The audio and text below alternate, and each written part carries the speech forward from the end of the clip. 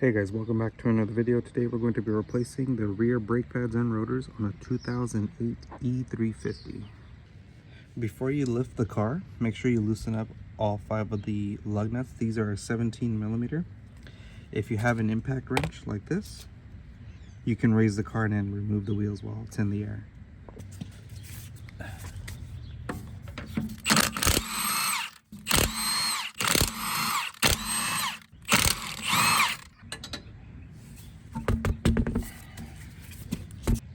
These rotors, you can see they have a lot of deep grooves.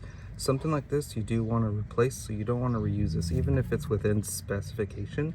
If the thickness is good enough, this is way too many deep grooves. You just want to replace this. Put some new, fresh rotors with new brake pads. On the rear right side, there will be a sensor into the brake pad.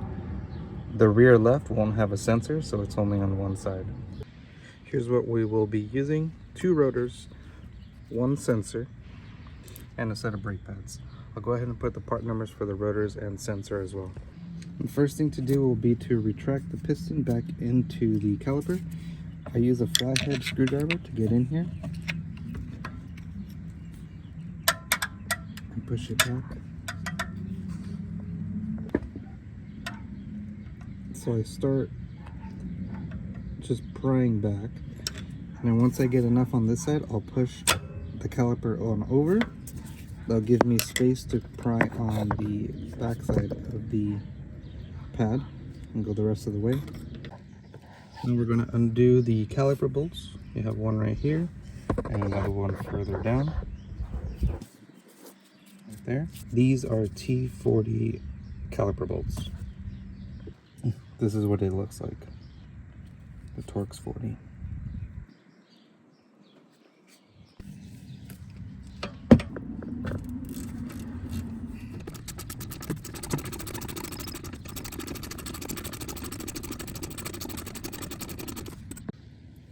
To remove the retaining spring, get a flathead or a small pry tool. Come on the inside, and you're gonna kind of keep your finger right here to put tension on it as you pry back. It'll come right out. To remove this sensor, you have a small little clip right here. This little clip right here, you need to pull down on this slightly and then tug on the connector.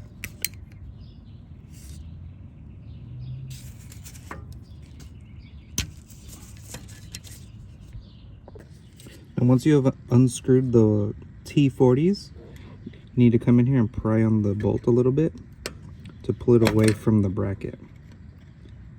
You need to do this for the top and the bottom before it'll fully release. It's going to feel like it's still stuck inside, or you're turning and turning and nothing's happening. It's fully removed from the bracket, but you just need to pry it out so it comes out all the way. Once you got the bolts loosened, you can go ahead and pull this out, and we're just going to rest it on top of the control arm carrier, just like this.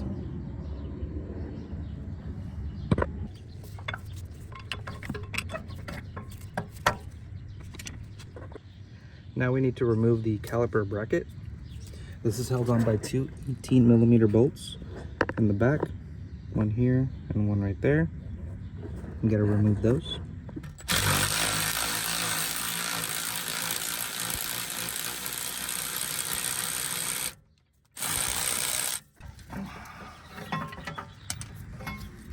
Okay, so now that we have the bracket out, I ended up using a very long ratcheting ratchet to break them loose, and then I just used the electric wrench to drive them out.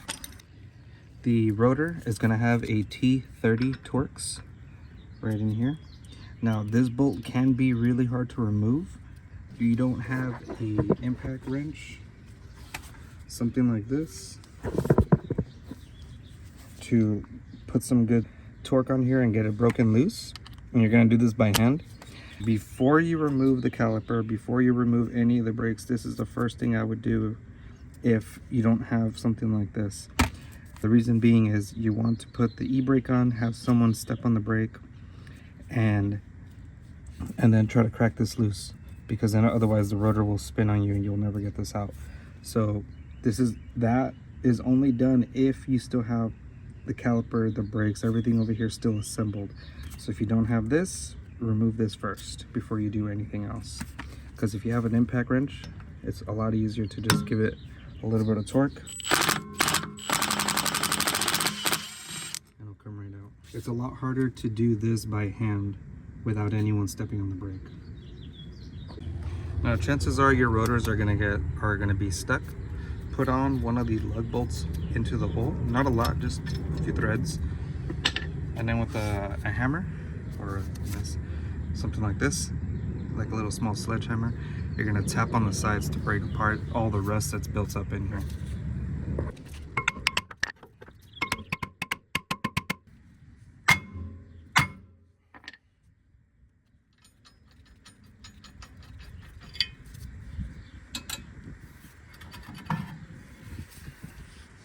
You're gonna find a lot of rust right here on this surface. Make sure you get a wire brush, clean this off.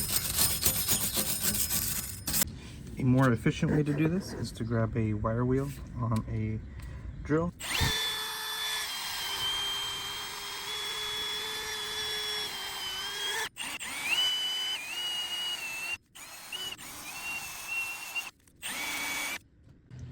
Okay, so now that this is nice and cleaned up, we're gonna put some caliper grease on here and a seize grease to make sure this doesn't seize up on us again.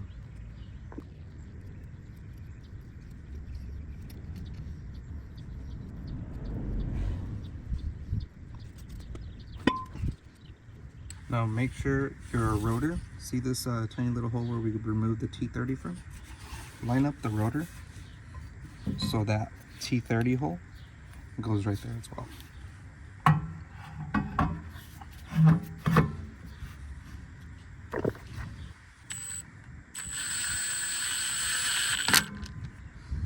Not too tight. I'll put the torque spec right here, but just enough just to hold the rotor in place. On the caliper bracket, make sure you clean off old brake dust that's on here. See, the bottom is not clean right here, but it should look like this when you're done cleaning it.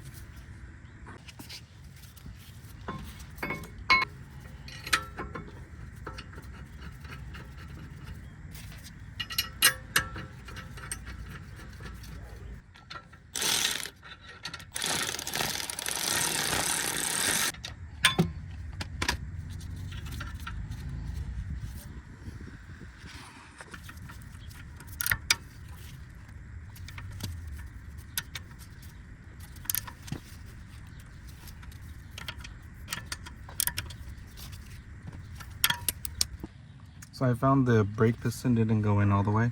So when you're pushing the piston back in with a screwdriver, make sure you go in all the way. Otherwise you're gonna need to come back, push it in just a little more. You're gonna have two types of brake pads, one with the clip, one without the clip. The one with the clip is gonna clip into the caliper. But first we're gonna lube up all these contact points.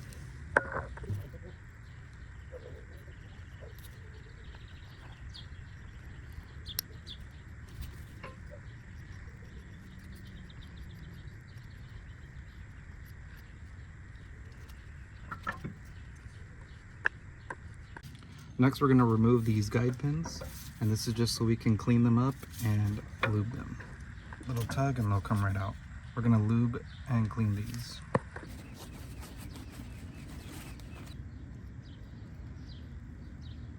Don't put any on the threads, only the metal rod right here. Now the brake pad with the clip is going to have this tiny little hole. That's where the sensor goes through. And then the metal clip right here on the sensor is going to clip in here.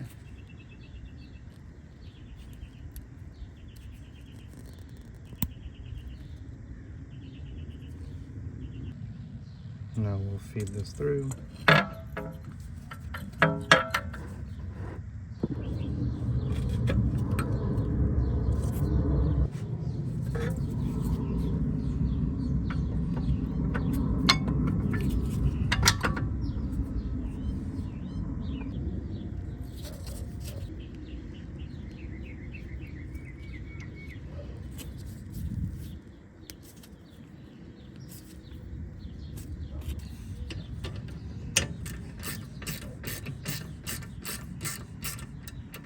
On your car, you might have little rubber boots, protective caps in here. If you do, just use a small flathead screwdriver just to pry these out.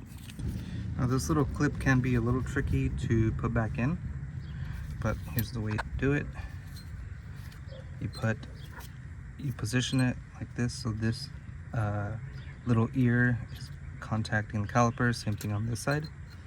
And then you line up the holes here, and you're gonna kind of just push in till they slide into place, just like that. The only thing left to do now is just put the wheels on, torque those down to 140 Newton meters, and just do a quick look around, make sure everything's nice and tight, you didn't leave anything loose. Test drive the vehicle, just drive moderately, no hard stopping for the first about 125 miles, just normal braking. Try to avoid doing panic stops on purpose, but if you have to brake, go ahead, brake normally in an emergency situation. But for the most part, just to brake in the brake pads, you're going to do normal driving. You're not going to go to 25-30 miles per hour and then slam on the brakes. You can warp these rotors, and that's not the right way to set them. You just want to drive normally. So if you liked the video, if you learned something, or helped you save some money, consider subscribing to the channel. And as always, I'll see you in the next one.